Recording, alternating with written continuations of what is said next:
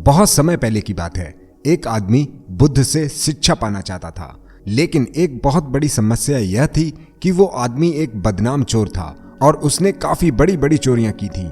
इसीलिए जब भी वो घर से बाहर निकलता था तो लोग उसे पकड़ने के लिए पीछे पड़ जाते थे।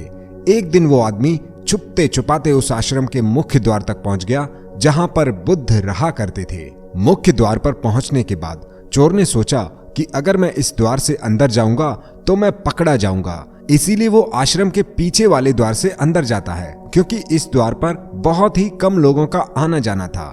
लेकिन उस आदमी की किस्मत खराब थी, क्योंकि उस दिन बुद्ध भिक्षा के लिए बाहर गए थे। साथ ही साथ बुद्ध के शिष्य भी उस आदमी को पकड़ लेते हैं और पहचान लेते हैं कि वो एक चोर है। वो आदमी रोते हुए कहता है कि मैं यहाँ कुछ भी चुराने नहीं आया हूँ, मैं तो बुद्ध से शिक्षा पाना चाहता हूँ ताकि अपना आगे का जीवन एक अच्छे इंसान के रूप में जी सकूं।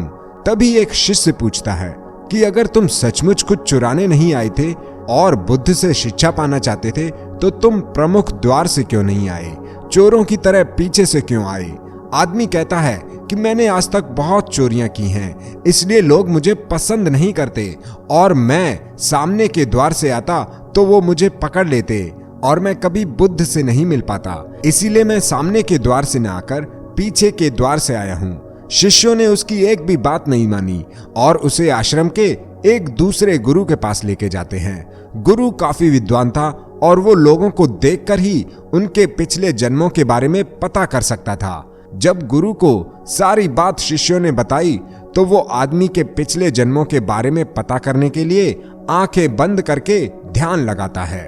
जब वो अपनी आंखें खोलता है तो गुस्से में चिल्लाता है कि इसे यहां से बाहर निकालो, ये कभी नहीं सुधरेगा और ना ही कभी अच्छा इंसान बनेगा।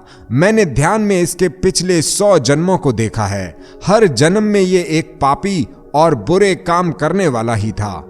जब शिष्य उस आदमी को खींचकर आश्रम के बाहर ले जा रहे थे तभी वहां बुद्ध भिक्षा मांगकर वापस आ जाते हैं। जैसे ही वो आदमी बुद्ध को देखता है उनकी ओर भाग कर जाता है और उनके पैरों में गिरकर रोने लगता है, हे बुद्ध मेरी रक्षा कीजिए, मैं आपकी शरण में आया हूँ। बुद्ध उस आदमी को उठाकर अपने गले से लगा लेते हैं और पूछते हैं, तुम कौन हो और तुम क्यों रो रहे हो, तुम्हें क्या कष्ट है? आदमी सारी बात बुद्ध को बता देता है।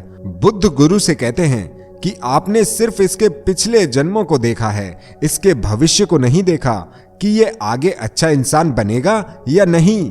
बुद्ध ने उस आदमी को शिक्षा देकर उसे अपना शिष्य बना लिया और वो कुछ ही समय में अपनी सारी बुराइयों को छोड़कर एक अच्छा इंसान बन गया।